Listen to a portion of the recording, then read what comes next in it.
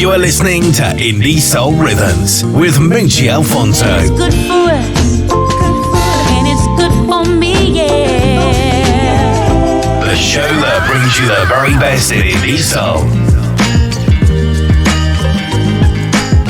It's probably the grooviest show on the planet. Today's guest is Antonio McGaha, an artist known for pushing creative boundaries. In today's conversation, we'll be diving into what inspired him to create a sequel to the Rebirth of Season 1, and also maybe just talk about his perspective on the industry, collaborations, and productions. Antonio, welcome to Indie Soul Rhythms. Thank you. Thank you for having me again, Moochie. Glad to be here. You're welcome. I remember the last time we spoke, we were speaking about Rebirth Season 1. Correct. And you did mention that there was something in the offing. To be honest with you, I did not expect that. Okay.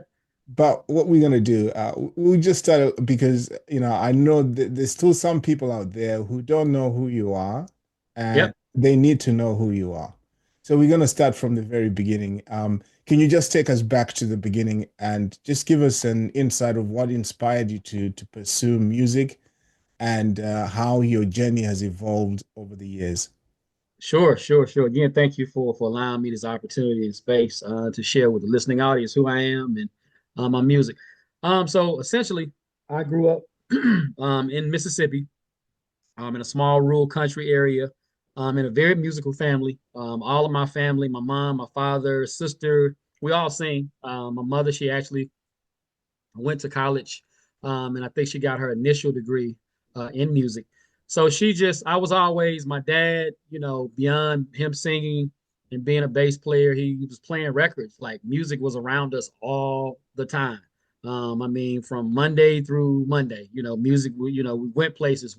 He was playing music. Of course, we sang. So it's just it was just, for me, it was always there. And I took a liking to it. I found myself quite often in my room just studying a lot of R&B artists, older school R&B artists, and then later on in the 90s, kind of emulating their sound or what have you. And of course, my parents and we did a lot of singing in our church, did quartet style singing. So music, like I said, was something that was always there, and I've always been passionate about. When I moved to Atlanta, Georgia in 1997. Even though music, I was always passionate about it. I took the route of being, I think I majored in biology because I also love science a little bit. But what was crazy is I didn't really love it as much as I love music. I didn't feel like pursuing a degree or an occupation in music would, at that point in time, getting a degree in music would pay well. So I, opted to take that route. But due to a unfortunate situation that happened to me going into my senior year, I ended up getting expelled. Nothing, that I caused or what have you. It actually put me back on the path of music. So I ended up joining a church and playing the drums and ended up being a lead singer. I was encouraged by my now wife, who was actually the minister of music of the church, to kind of get out front. She's always been just kind of pushing me out front. So I found myself back in the flow of doing music. So that's kind of how, in a nutshell, how all of this came about. Yeah, I've been listening to the Rebirth Season 2, and I kind of hear a blend of multiple genres. How would you describe your musical identity, and what influences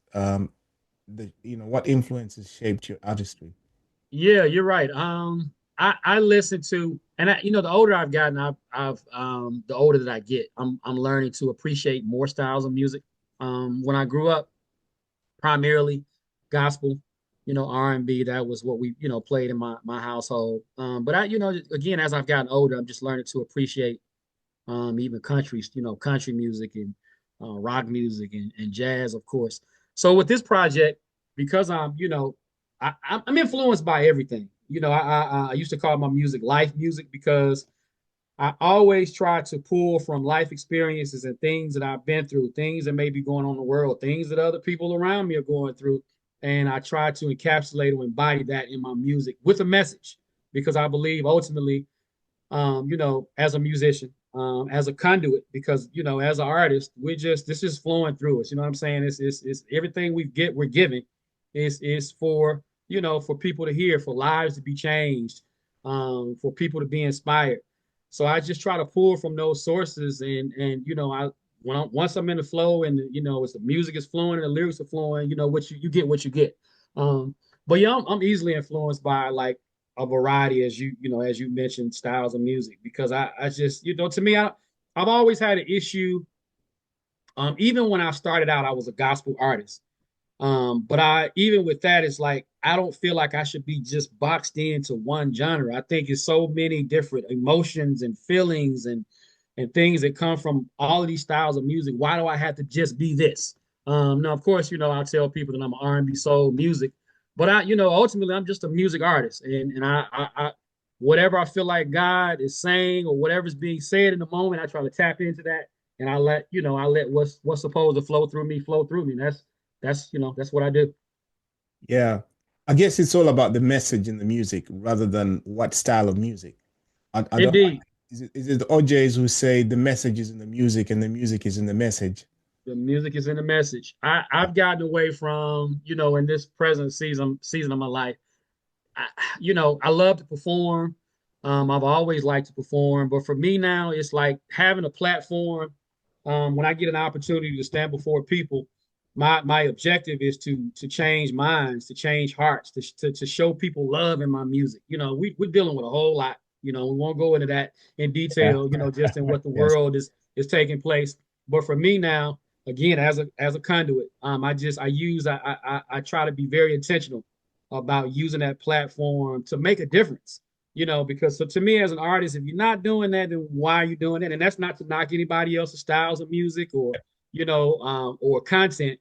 But for me, I know that's my place and I know that's my purpose. So each and every opportunity I get, I'm intentional about making sure that message that it goes for. So you're absolutely correct. I'm very big on that. Very big on that. Yeah. Yeah. So the Rebirth season one Hmm.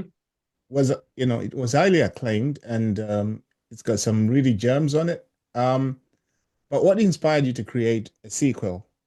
And how does this differ from season one? So initially, when the whole idea of the rebirth concept came about, it was for me. So let me take a step back. So a friend of mine, years and years and years ago, before this was ever even thought about, we were having a conversation. She, her husband, my wife, and I can't remember what led into the conversation, to this part of the conversation. But she was like, I see coming down the pipeline, your music is getting ready to change. Your content. And I was like, okay, it was just almost like she was getting this download, you know what I mean?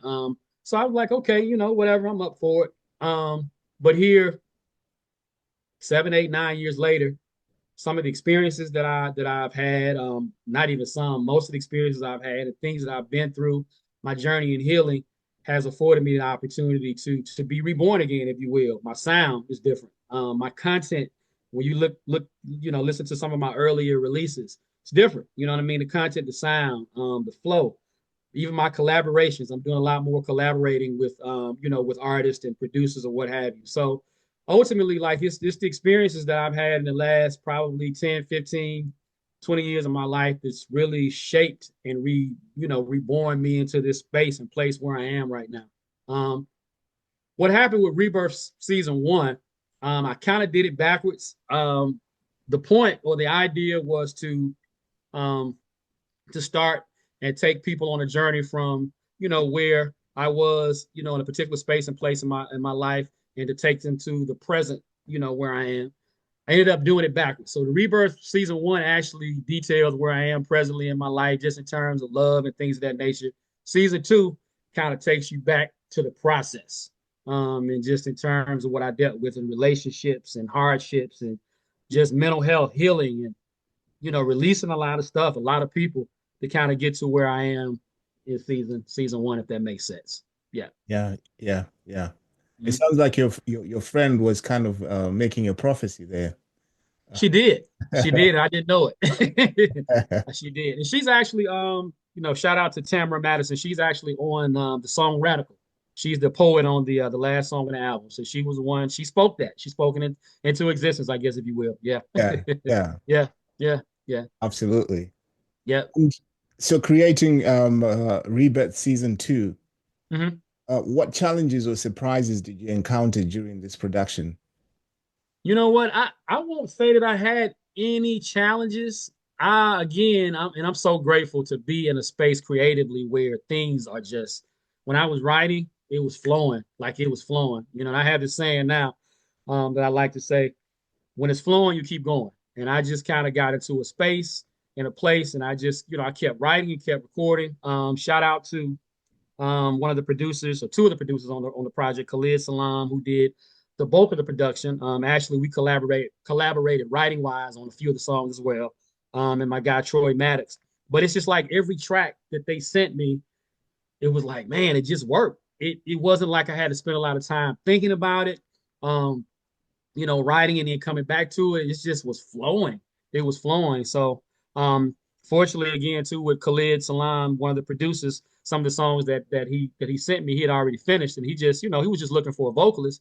But when I listened to the content, I'm like, I would have written this song. This is something that I would have, because it very much aligns with some of the things I've been through, to some of the things I've endured. So it's just like a puzzle. You know what I'm saying? Putting together, it's just putting in the pieces. They all fit and it flowed. So yeah, that's essentially what happened. With this process, it was seamless, more or less. Yeah. Yeah, you've mentioned a couple of people that you've worked with, producers and collaborators. So, hmm what's your process in terms of choosing who to collaborate with or choosing a producer? Got you.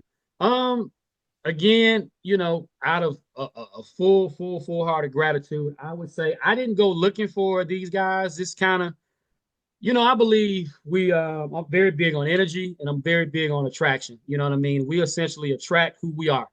You Yeah, know, um, And it's not to knock anybody that I haven't worked with or anything like that, but I'm just really big on energy and spirits being and mindsets being, you know what I mean, in sync. So with these two guys, I met them over the course of the last 4 or 5 years, and they just started sending me music, man, and it just worked. And I think ultimately it works because we're in sync. We have a common mindset, you know what I mean? How we view family, how we view the world, how we view, our art. So, with them sending the tracks, it's just like it just I mean, it just worked, it just worked. So the process, again, it wasn't difficult. It wasn't difficult. I would say if there was a difficulty, maybe the hardest thing was figuring out how to the track listing and how I wanted the story to be told, and just the alignment with each song flowing into the next. That might have been the most difficult thing.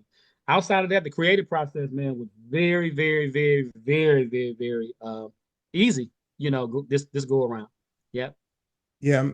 I asked that question because I think I just want people to really understand that some of these things you don't need to force it. It's got to be there has to There be you an go. alignment, There you and go.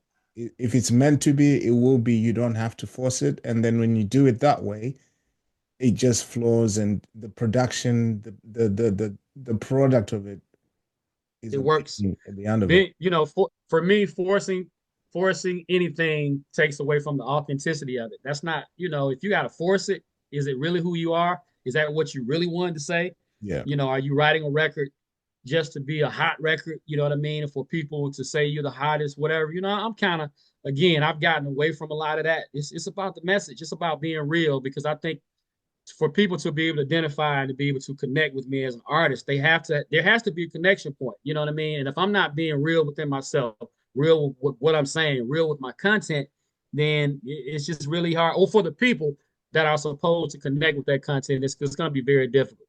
So authenticity to me in writing and performing, and just art in general is of utmost importance. Yeah, being authentic and real is a must. It's a must.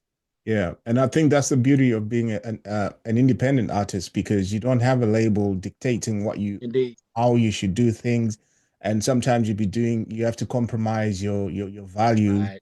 to please a label. Whereas if you're independent, you've got that option to be authentic and just do the right thing all the time. Yeah, And I love it. It's free. There's a lot of freedom in that. A yeah. lot of freedom. Absolutely. Yeah. Yeah. So do you prefer to craft a song organically in the studio, or do you come in with a clear vision of what you want to do in terms of your creative process? Process.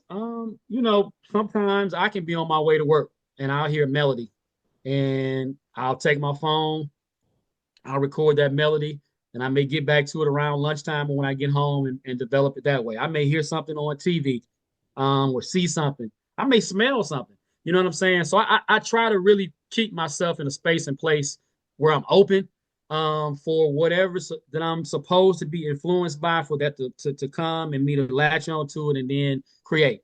Sometimes, again, the two producers that I work with, they'll send me. Khalid was very good. He was sending me tracks every other day. So while I'm at work on my lunch break, I'm listening to this track, and I kind of listen to, not so much as, again, not trying to make a hot record, but what is this track saying? Like, I try to, as a writer, what is this track saying? And tapping into that, it just, again, allows me to be in a space and place where I'm able to write to it. And everything, that I was able to write to these tracks was, to me, it worked. I mean, they just worked hook, line, and sinker. It was all in sync. So, um, that's pretty much my process. I will, here and there, when I get stumped or I may get stuck, I may take a break and come back to it 2 or 3 days, from now and kind of revisit it. But I can honestly say, Mushi, that I didn't with this project, like when it was flowing, I kept going. It's just I didn't there wasn't really a lot of I think there's writer's block. I didn't experience that at all with this project. So, I'm grateful for that. Yeah. Yeah, I'm glad to hear that, and I think it shows in the product that you've put out. Thank you. Yeah. Thank you. Thank So you. in terms of music industry and how it's evolving, Uh-huh. and Yep. also like with streaming, AI generated content. Right. And also, I see that there are a lot of independent artists that are coming up. How do you stay ahead Mm-hmm. of the curve while maintaining your authenticity? I'll be blatantly honest with you in terms of the AI and how that's affected them. I haven't really paid a lot of attention to that, and maybe I should be. Um, I'm just a firm believer that when you are authentic and you're real, that authenticity is going to win every time. And I'm not knocking. I think we should all be open to the various ways, creative ways that we can enhance our art. Um, and our engagement and the ways that we get it out to the world. So I'm definitely not against that. But just in terms of the sheer authenticity of an artist and that being recreated by AI, I'm gonna honestly say I kind of have an issue with that. So how do we combat it? Is that something that we are to combat or be overly concerned with? I don't know. I don't know. I honestly, I don't think I've thought a lot about it. I just, for me, again, just in a space where I'm going to keep doing and being me. And I think, again, as if I can continue to do that and be my authentic self and be real and stay in my lane, because that's something I think is very important too for artists that we have to be very cognizant of, is staying in our lane. You listen to the radio, and I don't even listen to the radio that much anymore. I tell people all the time, the first 5 or 6 artists that you hear of mainstream radio, they sound the same. You know what I mean? Um, Stay in your lane. You know what I mean? And I think if you stay consistent and you stay true to who you are, you will find your tribe, you will find your audience, you will find the people that are supposed to listen to you and be in tune with what you're doing. But staying consistent is the key, and it can be very difficult and hard sometimes because I've been doing this for a long time, and I can honestly say that at this present state, point in my life where it feels like it's really started to, I'm reaching the tipping point. But had I given up 10 years ago, 7, 8 years ago, 5 years ago, then I might not be here. So resilience and being consistent and staying authentic is, I think that's just the ways that you continue to move forward and you continue to push the art forward. Yeah. Right, right. So having said all that, so what has been your proudest moment as an artist? Proudest moment has been I think this would be the second time I've released music in the UK, and it's I know on the Amazon UK music charts. I've had it to go number one. Yeah. So that for me has been, I never would have 5, 6 years ago, you wouldn't have been able to tell me that that would be happening. And just to hear you say, again, to reaffirm that the music is doing as great as it is over there, like that, because that's ultimately for me, any artist that would tell you that they don't want to be, affirmed, or they don't want to be liked, or their music to be liked, I think that's not necessarily being true. So, being able to have outside of the United States people that are really in tune and engaging with my music, man, it makes me feel really, really good. And not just the music, but the message, you know what I mean? Yeah. So I would say that both times has been very, very, very, very two very proud moments, in my life. I do love Yeah. our soul music here in the UK. So yeah. You guys have to Yeah. me, you guys have a greater appreciation for it. I feel like you guys have a greater appreciation. In America, and I don't want to go off on on my diatribe, but there's so many things that we take for granted. Yeah. There's so many things that we take for granted, but it to me it feels very much so like you guys have a much greater appreciation for music in the UK. So thank you UK for that for sure. Yeah, yeah, We love the music. yeah, We love it. yeah, yeah. So what's next for you? Are there any upcoming projects, live performances, new ventures we should be looking out for? Any? Yeah. I'm Yeah. sorry. Go ahead. Yeah. Yeah. So I'm in this season. I definitely I'm focusing. I do have a couple of performances coming up next month here in Atlanta with my band. So just really focusing more on some of the live performances and actually performing some of the music from my albums or most of my music, in a live setting. I think that's always exciting to be able to take what you do on record and then to do it with a live band organically. Like it's just, I love it. So we're doing that. In terms of recording projects, I don't have anything on tap, as of yet. I do have some things that I've been, talking to some other producers about. Probably over in the next, we'll say maybe fall, maybe next year, we'll Yeah. be looking to maybe do some more projects. But I'm adamant right now about pushing season two and just getting the most that I can get out of it because the response that I've gotten is telling me that people really want to, engage and hear more of it and hear more of it in the live setting. So that's kind of where my focus is right now. Yeah. Yeah. No, absolutely. I totally agree with that. Yeah. So I'm going to ask you a couple of fun questions. Sure. So what's the best compliment you've ever received? The best compliment I've ever received. Wow. Huh. That's a good question.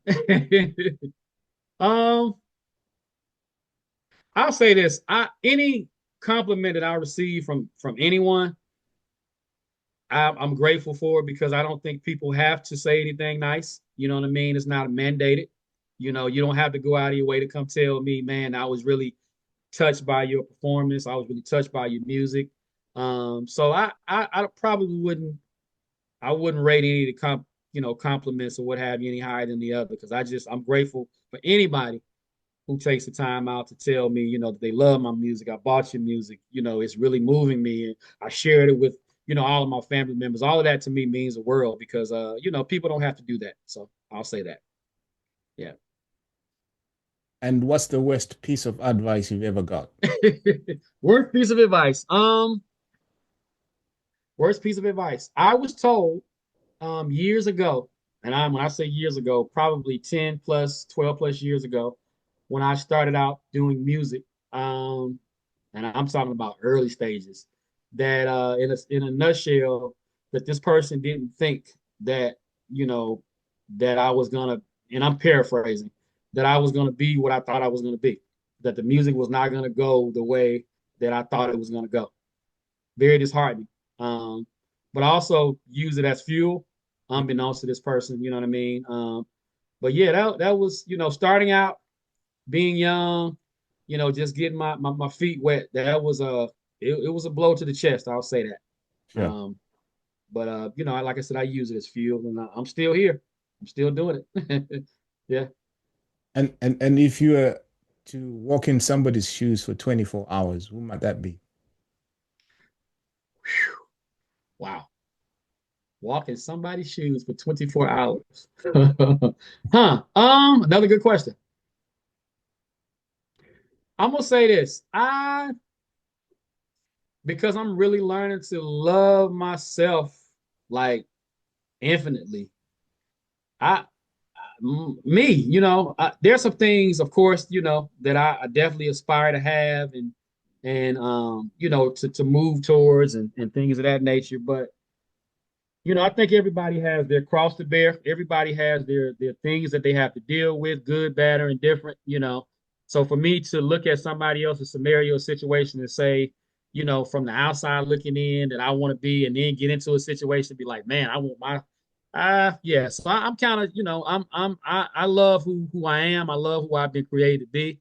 So I honestly, a little more money, and not money just to blow and to have, as far as materialism, but I believe, being able to have the money that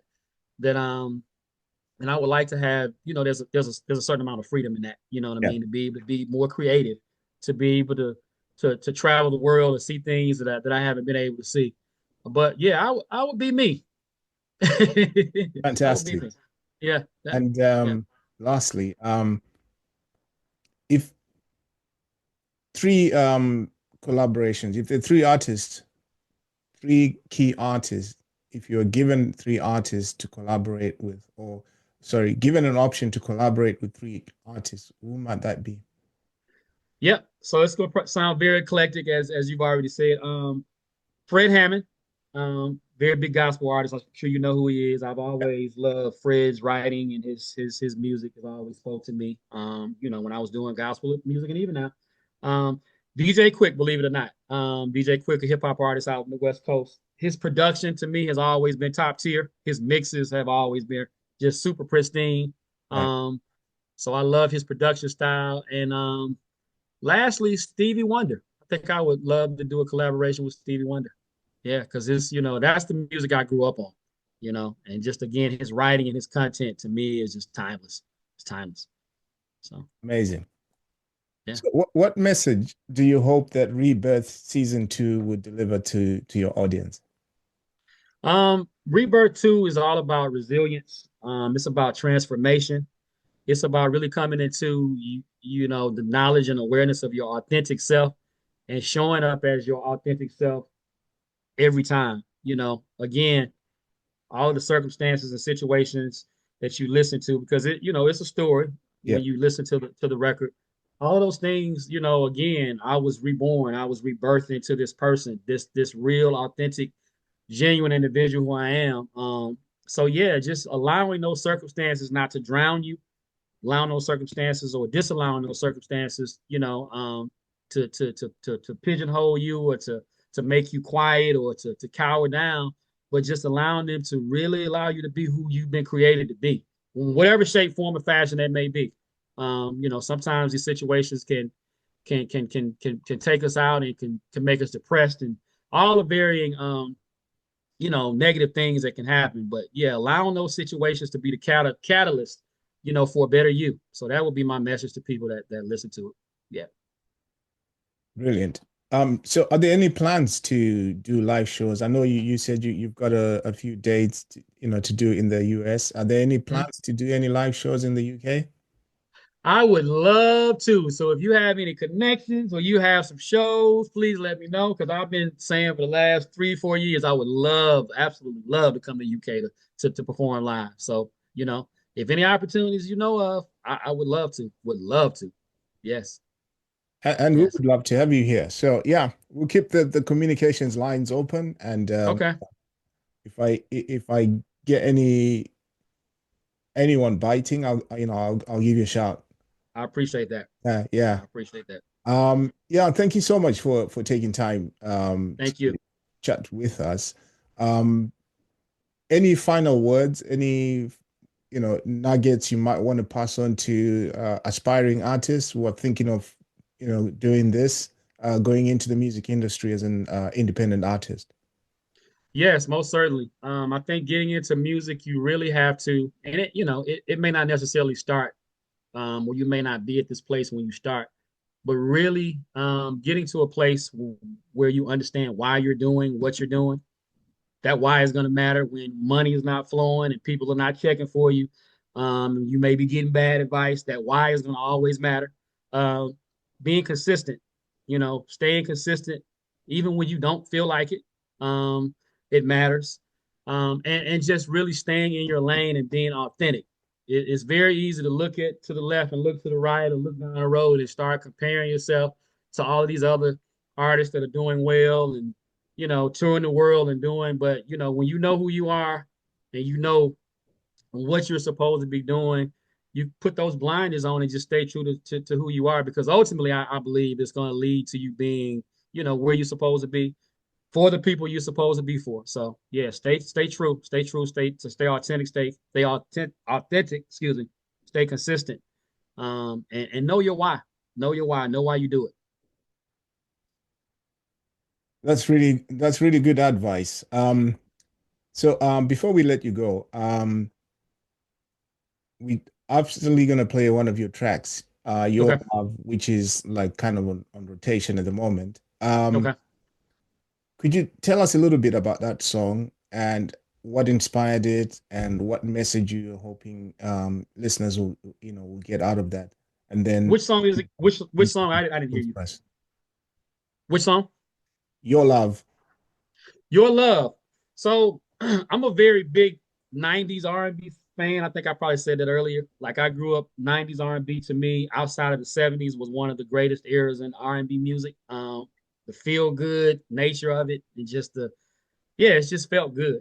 So just in terms of the track, it definitely had a very 90s feel to it.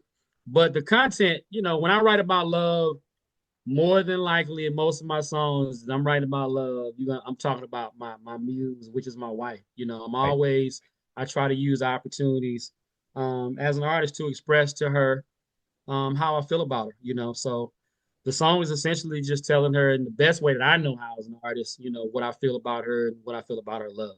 But it was very much 90s inspired. Yes. Amazing. And Thank you. you do us the honor of introducing that song for us. This is Your Love by Antonio McGaha, and this is off the Rebirth Season 2 project is presently out and due on all digital music streaming platforms. Thank you so much. You are listening to Indie Soul Rhythms with Munchie Alfonso. It's good for us, and it's good for me, yeah. The show that brings you the very best in Indie Soul. It's probably the grooviest show on the planet. Hey everybody, welcome to Indie Soul Rhythms. Today's guest is Antonio McGaha, an artist known for pushing creative boundaries. In today's conversation, we'll be diving into what inspired him to create a sequel to the Rebirth of Season 1 and also maybe just talk about his perspective on the industry, collaborations, and productions. Antonio, welcome to Indie Soul Rhythms. Thank you. Thank you for having me again, Bucci. Glad to be here. You're welcome. I remember the last time we spoke, we were speaking about Rebirth Season 1. And Correct. you did mention that there was something in the offing. Mhm. To be honest with you, I did not expect that. Okay. But what we're gonna do, we just start because I know that there's still some people out there who don't know who you are, and Yep. they need to know who you are. So we're gonna start from the very beginning. Can you just take us back to the beginning and just give us an insight of what inspired you to pursue music and how your journey has evolved over the years? Sure. Again, thank you for allowing me this opportunity and space to share with the listening audience who I am and my music. So essentially, I grew up in Mississippi, in a small rural country area, in a very musical family. All of my family, my mom, my father, sister, we all sing. My mother, she actually went to college, and I think she got her initial degree in music. So I was always my dad, beyond him singing and being a bass player, he was playing records. Like music was around us all the time. I mean, from Monday through Monday, music, we went places. He was playing music. Of course, we sang. So it's just kind of, it was just, for me, it was always there. And I took a liking to it. I found myself quite often in my room just studying a lot of R&B artists, older school R&B artists, and then, later on in the 90s, kind of emulating their sound or what have you. And of course, my parents and I, we did a lot of singing in our church, did quartet style singing. So music, like I said, is just was something that was always there, and I've always been passionate about. When I moved to Atlanta, Georgia in 1997, even though music, I was always passionate about it, I took the route of being, I think I majored in biology because I, also love science a little bit, but what was crazy is I didn't really love it as much as I love music. I didn't feel like pursuing a degree or an occupation in music would, at that point in time, getting a degree in music